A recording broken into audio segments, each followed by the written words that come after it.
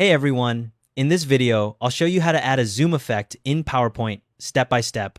I'll be showing this on Windows. First, click on the slide thumbnail in the left-hand slide panel where you want to add the zoom link. The selected slide will appear in the main editing area with an orange border around its thumbnail. Next, click the Insert tab at the top of the window. The ribbon will change to show different insertion options like tables, pictures, and shapes. Now, in the Links group in the middle of the ribbon, click the Zoom button. A drop-down menu will appear with three options: Summary Zoom, Section Zoom, and Slide Zoom. Click Slide Zoom from that drop-down. This opens the Insert Slide Zoom dialog box, which shows thumbnails of all the slides in your presentation.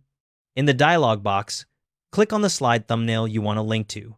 You can select multiple slides if you want multiple Zoom links on your current slide. Selected slides will display a check mark and a highlighted border. Once you've made your selection, click the Insert button. The dialog will close, and thumbnail images of the slides you selected will appear on your current slide. These thumbnails show a preview of the target slide by default. If you want to reposition or resize the Zoom thumbnail, click and drag it to move it around, or drag the corner handles to make it larger or smaller. You can arrange multiple Zoom thumbnails this way by dragging them into position. To test your zoom effect, press F5 to enter slideshow mode. When you click on the Zoom thumbnail during your presentation, PowerPoint will zoom into the target slide with a smooth animation.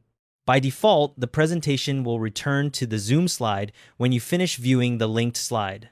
If you don't want this behavior, select the Zoom thumbnail, then click the Zoom tab that appears in the ribbon. You'll see a Return to Zoom checkbox. Uncheck it if you want the presentation to continue linearly instead of returning. You can also customize the Zoom thumbnail's appearance from that same Zoom tab.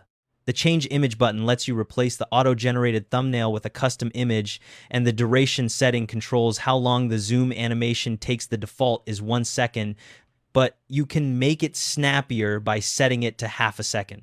The Zoom background option lets you hide the default background so the thumbnail matches your slide's background better.